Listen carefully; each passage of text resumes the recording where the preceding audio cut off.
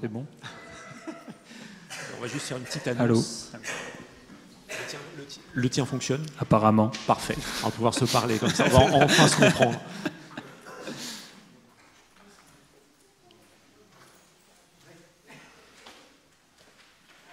Donc, pardonnez-moi, avant de commencer, peut-être une petite annonce de Titaina. Alors, comme vous l'avez vu, nous avons prévu un prix poster. Donc, ce prix poster est réservé aux doctorants et early post-doctorants. Donc, nous passerons, à l'occasion de la séance poster, deux jurys passeront, deux jurys de 3 personnes au moins, qu'il faut qu'on définisse dans le bureau. Mais je vois que le bureau doit être encore en train de traîner. Donc, nous passerons 2 fois. Donc, nous vous demanderons de présenter vos posters en 5-6 minutes, pas plus, parce que nous voudrions voir tout le monde. Et puis, nous délibérerons en notre âme et conscience pour vous décerner un prix jeudi. C'est ça? Le prix poster, c'est jeudi? Oui, c'est ça, juste avant de partir. Voilà, c'était la petite réjouissance de cet après-midi. Alors, la remise du prix René Pelat à Pablo. Où est Pablo? Il n'est pas là. Ah. Donc, ce sera juste à la fin des 3 exposés de l'après-midi. Ou alors on inverse le 3e et le second, comme ça je fais dans la foulée, comme tu veux. D'accord. On maintient l'ordre et ne vous sauvez pas. Merci Titaina.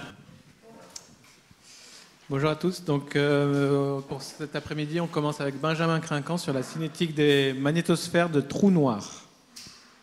Bonjour à tous, merci d'être là. Donc, je m'appelle Benjamin Crinquant, je travaille à l'université de Paul Sabatier à Toulouse. Et tout d'abord, laissez-moi remercier les organisateurs pour cette invitation. C'est un plaisir d'être ici. Donc, effectivement, cet après-midi, je vais essayer de parler de physique des plasmas dans un contexte astrophysique. On a déjà eu un peu de physique solaire ce matin, et là, on va aller encore un peu plus loin. Donc, je vais vous parler de la physique des plasmas cinétiques autour des trous noirs. Donc, pourquoi c'est intéressant? Un de mes sujets principaux de recherche a été les noyaux actifs de galaxies, Active Galactic Nuclei ou AGN. Ces AGN font partie des phénomènes les plus énergétiques et les plus puissants qu'on trouve dans l'univers. Donc, par exemple, sur la photo de droite, vous avez la photo par Hubble d'un AGN, d'un quasar, qui se trouve à plusieurs milliards d'années-lumière, mais qui est presque visible à l'œil nu, pour vous donner un ordre d'idée. Ces AGN, on pense qu'ils sont composés d'un trou noir supermassif, donc avec un objet compact avec une masse de l'ordre de quelques millions à quelques milliards de masses solaires, qui est entouré par un disque d'accrétion, un flot d'accrétion. Et du coup, il va tirer son énergie de cette accrétion. La matière qui va tomber sur le trou noir, en tombant, va libérer son énergie potentielle gravitationnelle, qui va ensuite être convertie en énergie cinétique en énergie cinétique, puis en énergie thermique ou radiative. Donc c'est probablement ça qui alimente les AGN. Toute cette puissance libérée peut avoir des conséquences spectaculaires. Par exemple, pour certains AGN, présentent la caractéristique d'avoir des jets de plasma relativistes qui se déplacent à des vitesses proches de la vitesse de la lumière, qui peuvent se propager sur quelques milliers d'années-lumière, et qui sont également capables, qui portent une énergie considérable et qui peuvent accélérer des particules jusqu'à des énergies relativistes.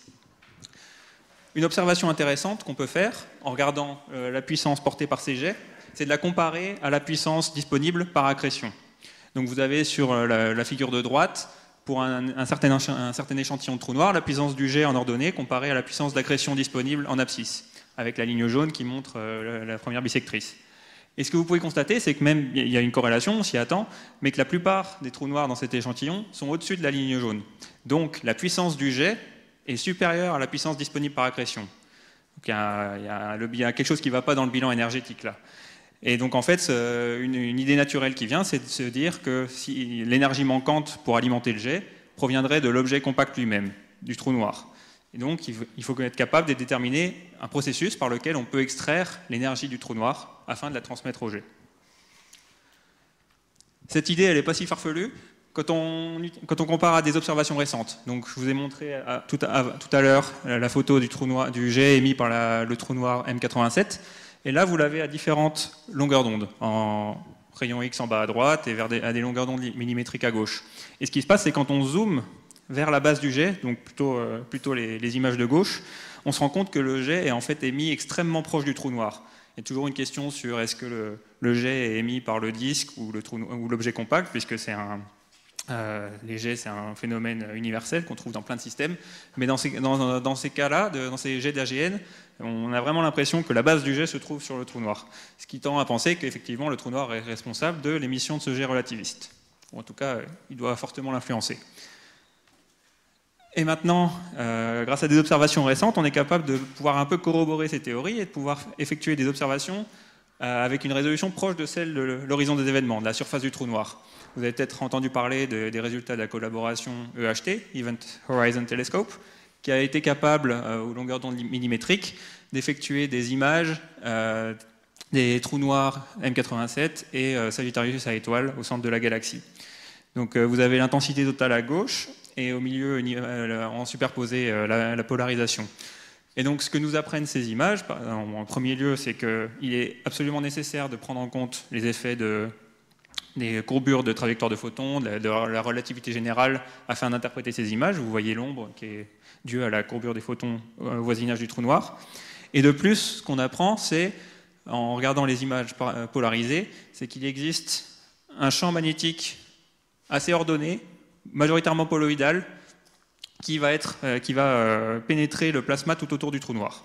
Et de plus, toute cette lumière qui nous provient, c'est de l'émission synchrotron.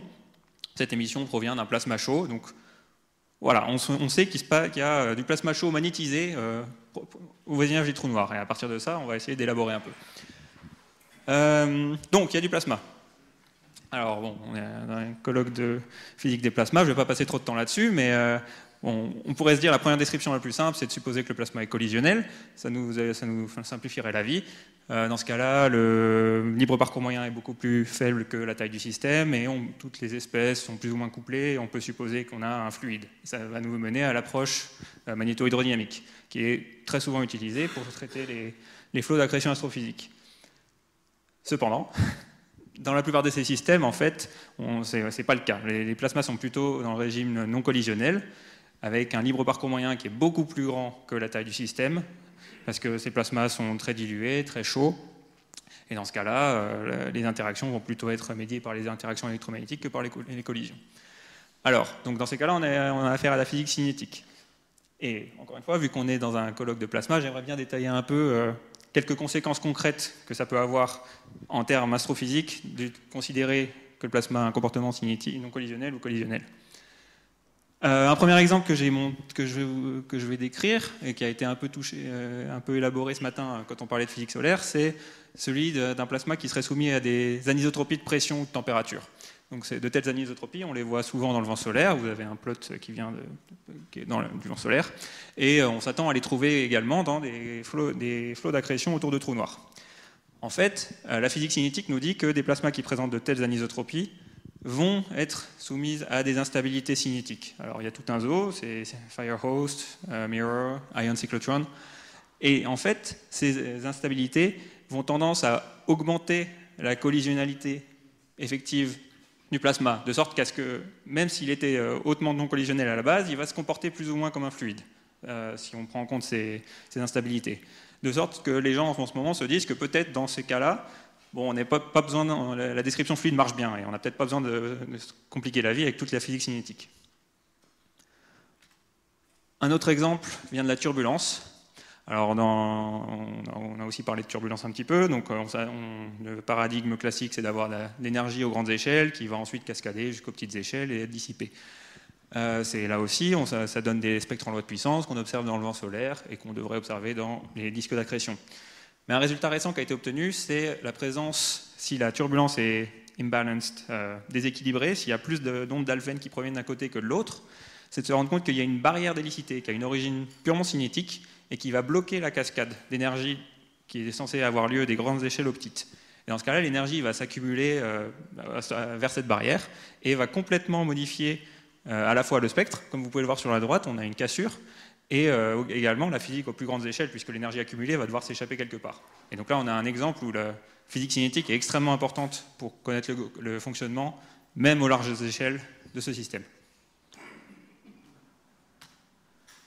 Et enfin, un dernier exemple dont je voudrais parler, qui va être particulièrement pertinent pour la suite de ce talk, c'est celui de la dissipation. Donc on a parlé d'éruptions solaires, on a parlé plusieurs fois ce matin.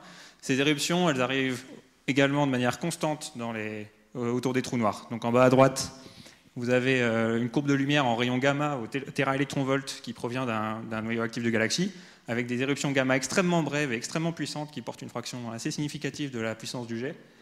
Récemment, depuis peu, on arrive à observer des éruptions également en infrarouge autour de notre trou noir Sagittarius à étoile, autour du trou noir central de la galaxie. Et donc, on a besoin de savoir comment il est possible de dissiper de manière efficace une quantité extrêmement importante d'énergie. S'il y a dissipation d'énergie, c'est qu'il y a de la physique non idéale. Et il se trouve que la physique non idéale des plasmas va être fortement influencée par sa collisionnalité, en fait. Donc, un cas aussi dont on a parlé ce matin, c'est la reconnexion magnétique. La reconnexion magnétique va être beaucoup plus efficace dans le régime non collisionnel que collisionnel. Dans ce cas-là, ça va favoriser la dissipation d'énergie. Et autre chose, c'est si on arrive à avoir l'émission de photons à très haute énergie, jusqu'au téraélectronvolt, ça veut dire que cette émission est forcément non thermique. S'il y a émission non thermique, il doit y avoir de l'accélération de particules qui ne peut pas avoir lieu dans un plasma collisionnel. Donc tout ça nous pointe vers la nécessité de comprendre la physique des plasmas non collisionnels pour expliquer ces éruptions. Donc, pour qu'on soit tous sur la même page, dans ces environnements autour de trous noirs, il y a globalement 3 zones. Le disque d'accrétion, là où la matière tombe, le jet, et la magnétosphère. La magnétosphère, c'est l'environnement le plus magnétisé, le plus proche du trou noir.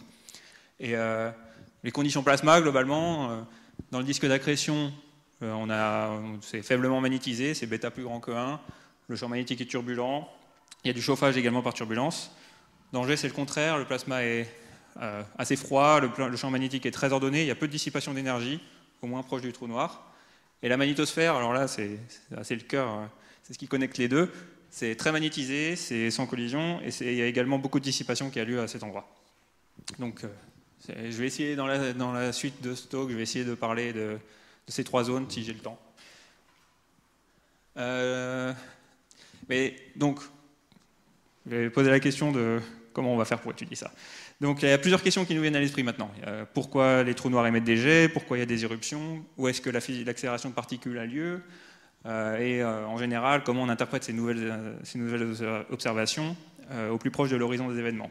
Et ce qu'on a réussi à retenir des observations jusqu'ici, c'est qu'il y a un plasma magnétisé, fortement magnétisé, chaud, non collisionnel.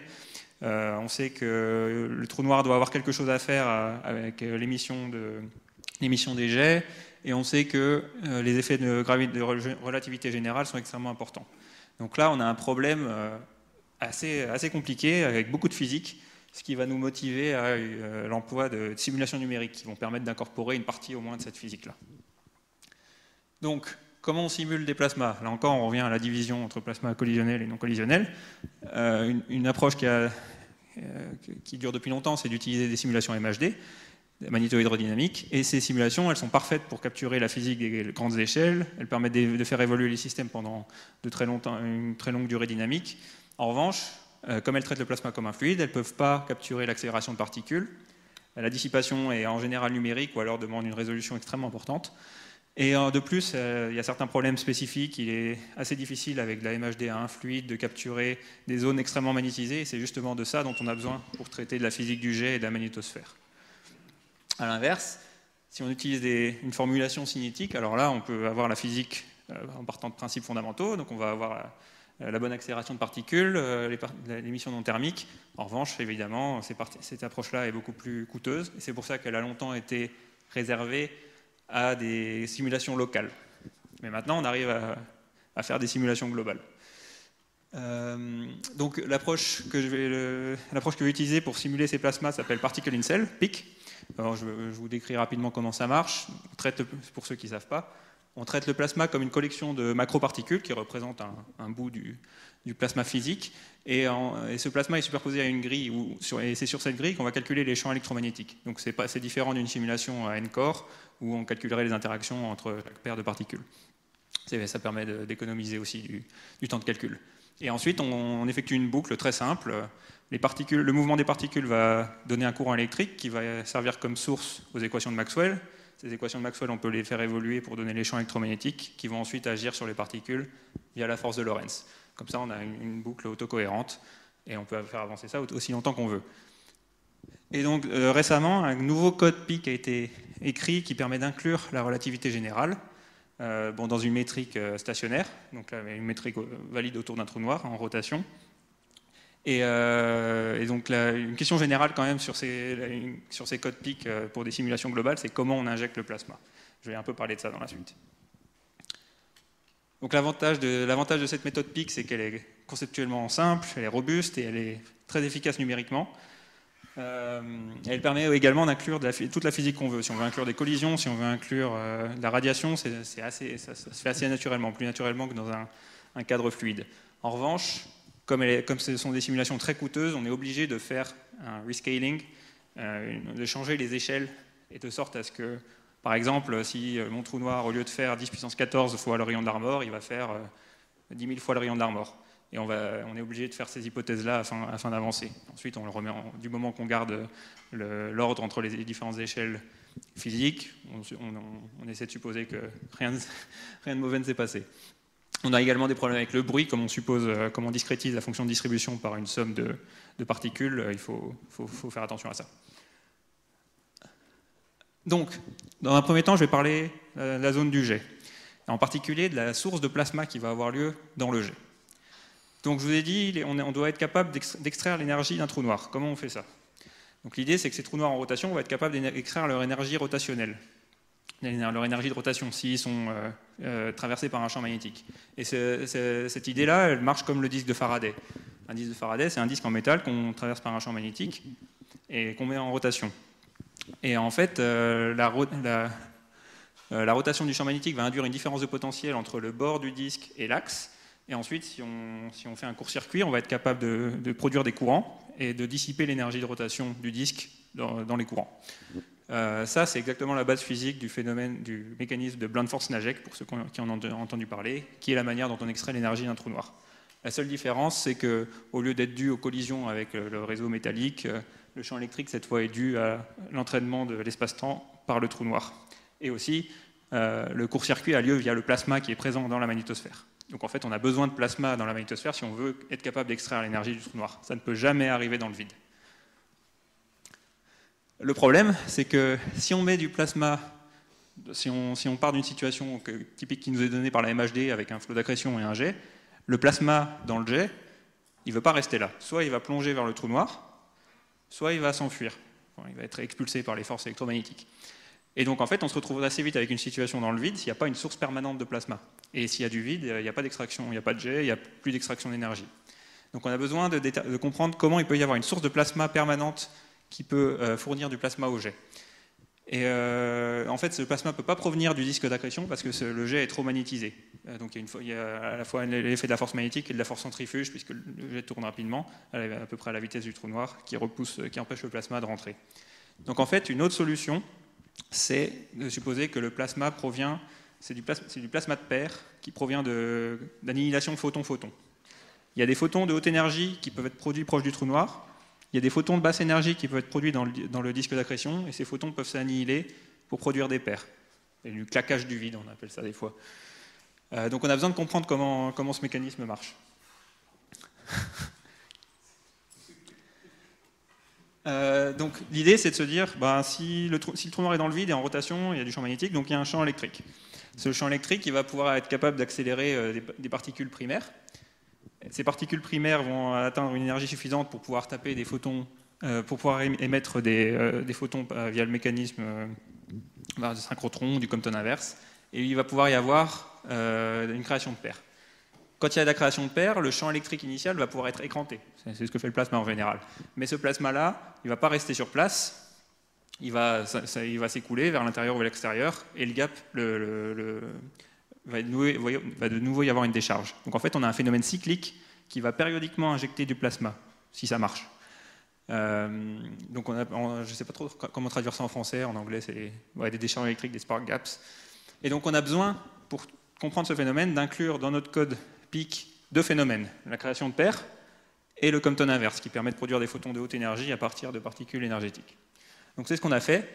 Alors là, c'est le moment où les films ne marchent plus. Alors, c'est pas grave. Allez, où est la souris?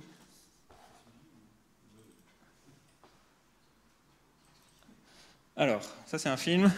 À gauche, vous avez la densité de photons, à droite, vous avez la densité de plasma. Les lignes noires, c'est des surfaces qui sont reliées à la rotation du trou noir, mais c'est pas grave. L'important, c'est de se rendre compte que vous avez de manière instationnaire la création de plasma et de photons haute énergie qui a lieu globalement vers la ligne jaune, blanche. Si je le rejoue.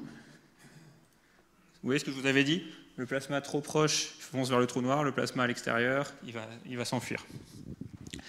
Donc, ces simulations-là ont permis de valider le mécanisme qui permet d'injecter du plasma dans la zone du jet. Hop.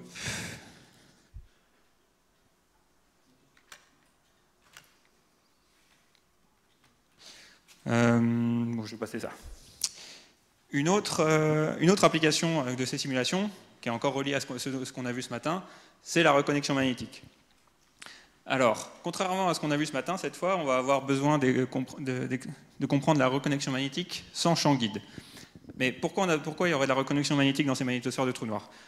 Si on imagine tout d'abord un trou noir dans le vide, on va avoir une ligne de champ magnétique qui va passer pas trop loin du trou noir.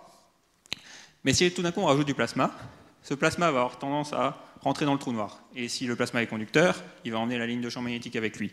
Et de sorte que ça va étirer les lignes de champ magnétique, et qu'à la fin, on va avoir deux polarités opposées du champ magnétique qui vont se faire face. Et bon, c'est une discontinuité de champ magnétique. C'est la configuration rêvée pour avoir la reconnexion magnétique. On a une nappe de courant. Et comme on est dans une situation où le plasma est sans collision, on va avoir dissipation rapide d'énergie magnétique et l'accélération de particules. L'idée, c'est que ça va permettre d'expliquer en partie les éruptions gamma autour de l'AGN dont j'ai parlé tout à l'heure. Alors, deuxième film.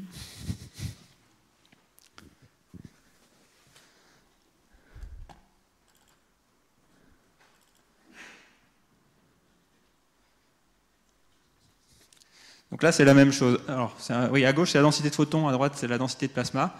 Pour marquer, donc il y a deux choses à voir. Il y a la zone polaire, la zone polaire, où on voit qu'il y a aussi des décharges de la même manière que dans la simulation précédente, mais on a en plus de la reconnexion magnétique avec l'instabilité plasmoïde et l'instabilité de tearing qui a lieu dans la couche de courant équatoriale. Hop.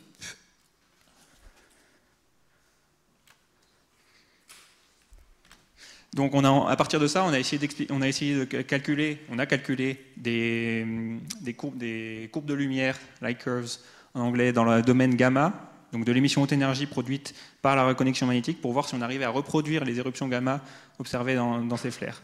Ce dont on s'est rendu compte, c'est que la variabilité produite par ce mécanisme n'était pas assez importante. Par contre, on avait la bonne efficacité radiative. Donc en fait, l'idée suivante qu'on s'est dit, c'est que peut-être que cette nappe de courant n'est pas toujours présente proche du trou noir, mais que quand elle est présente, elle est capable d'expliquer les niveaux de flux observés. Il reste combien de temps? 5 minutes. Ok. Donc je vais vous montrer ça. En fait, dans la simulation précédente, la nappe de courant était là dès le début.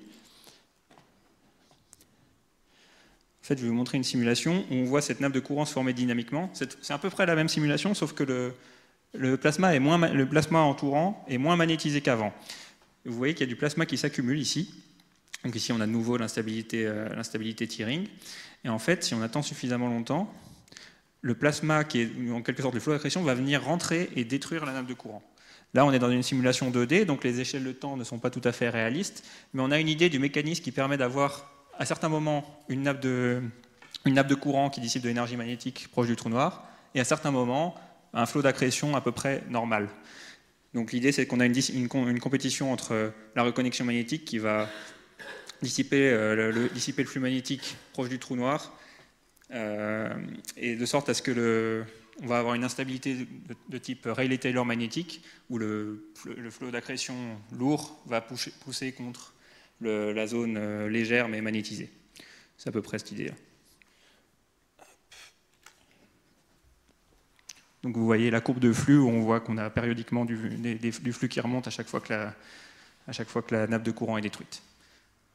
Et bon, je ne vais pas vous montrer le dernier film, mais pour pouvoir comparer de manière plus précise aux observations, on a effectué des calculs de tracé de rayons polarisés provenant du plasma entourant le trou noir, ce qui nous a permis d'obtenir, de la même manière que la collaboration Event Horizon Telescope, des images polarisées.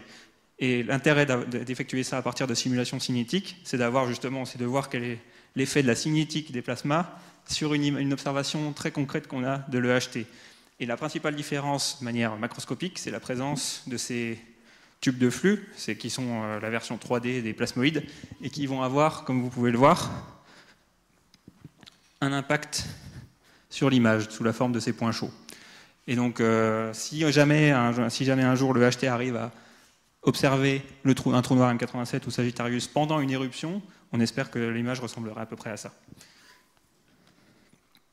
Une troisième application dont je voudrais parler, c'est le cas d'interaction entre un trou noir et un disque. Donc là, on parle de binaire X. Les binaires X, ce sont des systèmes comportant non pas un trou noir supermassif, mais un trou noir de masse stellaire, qui va être entouré d'un disque d'accrétion. Et comme vous pouvez le voir, il possède parfois une composante non thermique émise dans les rayons X durs. Cette composante non thermique, pour être produite, ça veut dire qu'il y a besoin d'un plasma extrêmement chaud. Et donc ça a été, par analogie avec la physique solaire, ça a été comparé aux couronnes de la couronne solaire, où il y a besoin d'expliquer le chauffage de la couronne. Et donc on parle pour ces cas-là de couronne de trou noir. Pour expliquer la couronne de trou noir, en s'inspirant de modèles de physique solaire, on a aussi envie d'utiliser de la reconnexion magnétique qui permet de dissiper l'énergie de manière efficace. Et donc, l'idée, ce serait d'étudier l'interaction entre des boucles magnétiques ancrées dans un disque qui ensuite, en interagissant, vont dissiper de l'énergie magnétique et ainsi chauffer la couronne. Alors, avant-dernier film.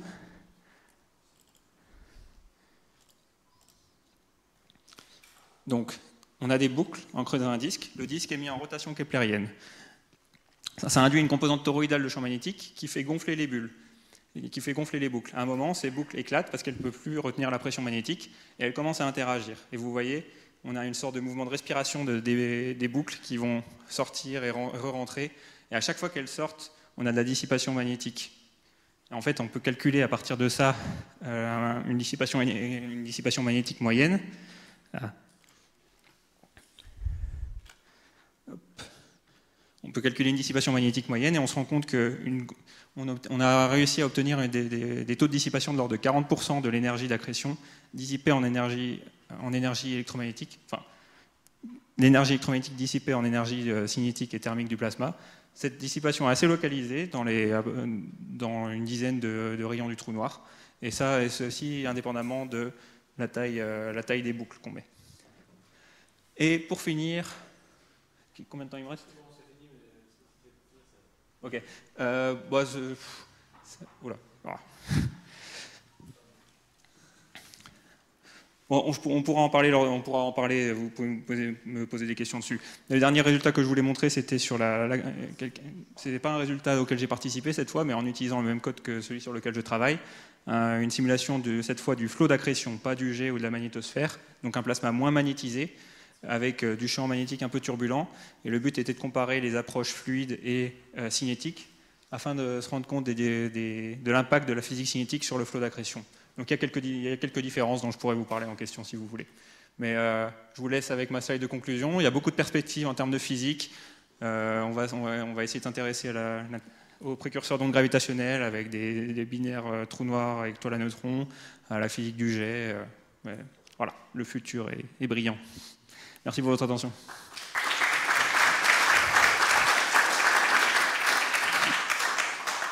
Merci beaucoup. Donc, si vos cerveaux n'ont pas disjoncté face à cette physique exotique, je vous propose de poser des questions.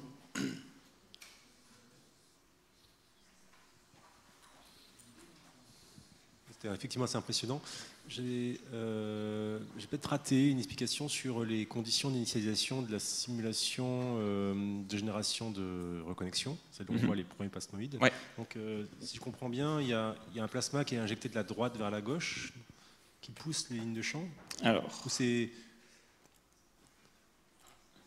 donc, dans cette simulation-là, par exemple. Oui, celle-ci, ouais, effectivement. Ouais. Alors, donc ici, on commence par un champ magnétique vertical, et ensuite on injecte du plasma de manière volumétrique. Donc de la droite vers la gauche. Il n'y a pas de mouvement initial. Ah bon ? On injecte du plasma avec une certaine température, mais sans mouvement propre.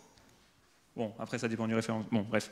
Par contre, le plasma va avoir tendance à être attiré par la rotation par le trou noir, et c'est pour ça qu'il commence à tomber, entraînant ainsi, produisant cette surconcentration de matière dans le plan équatorial. Mais on n'imprime pas de mouvement initial au plasma. Donc c'est juste la gravité en fait qui Tout à imprime fait. ce mouvement. J'avais une seconde question sur la génération là, des gerbes de particules à partir d'annihilation de photons. Il y a quand même un petit germe de particules initiales. Oui, il y a besoin d'une étincelle. D'accord. Et ensuite, la simulation prend feu et soutient le feu elle-même. On avait vérifié que ça ne dépendait pas des conditions initiales. Donc on peut injecter quelques particules énergétiques ou quelques photons énergétiques initialement. Si on en injecte assez, c'est bon. Effectivement.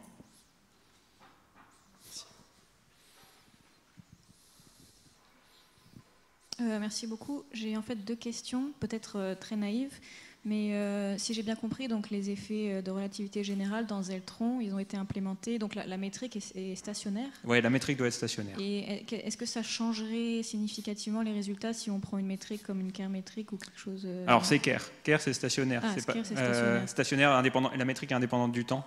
Elle n'est pas statique. D'accord. C'est pas un trou noir statique, mais stationnaire. Bon, C'est-à-dire que ça évolue très lentement par rapport à l'évolution du plasma ou quelque chose Non, c'est que les termes de métrique sont indépendants du temps.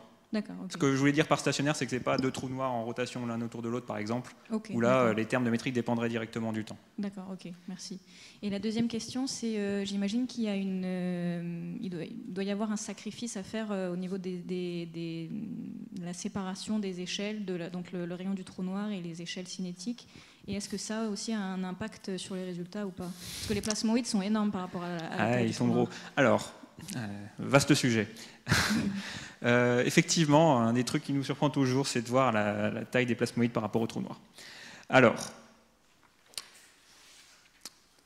les plasmoïdes sont produits aux échelles plasma initialement. Si on avait une simulation parfaite avec une résolution 10 puissance 14, ils seraient créés à 10 puissance 14. Ensuite, ils ont tendance à faire une cascade inverse, à merger, à fusionner. On n'a pas de raison a priori de penser que cette cascade inverse s'arrêterait avant les tailles macroscopiques, mais personne n'a jamais pu faire une simulation comme ça et je ne connais pas d'argument théorique. C'est les questions de reconnexion turbulente en fait. On ne sait pas ce qui va se passer dans ces échelles qui nous manquent.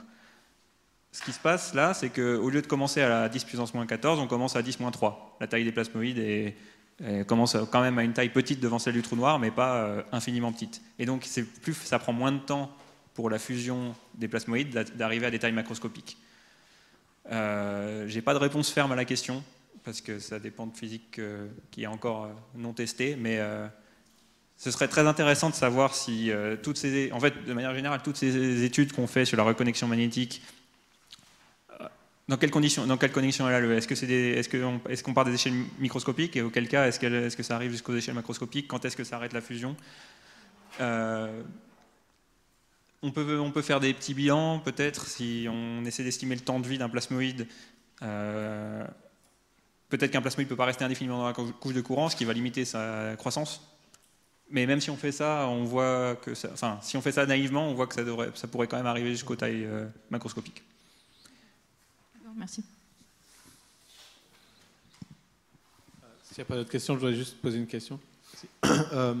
Oui, par rapport à la première question sur le plasma qui tombe. Ouais.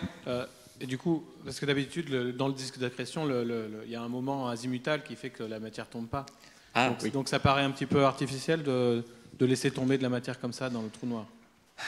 Tout à fait. En fait, là-dedans, on ne simule pas le disque d'accrétion. On simule la magnétosphère. Le disque d'accrétion, effectivement, pour que ça soit réaliste, il faut lui donner un moment cinétique. Et ensuite, toute la question est de savoir comment le moment cinétique est diffusé vers l'extérieur afin que la matière puisse tomber. Entièrement d'accord. Là, il n'y a pas de moment cinétique initial à part celui qui est imprimé par la rotation du trou noir. Merci. Pas d'autres questions? Mais pas trop en retard pour l'instant, mais ça pourrait le devenir. Merci beaucoup. Vous pouvez applaudir encore Benjamin Crancon.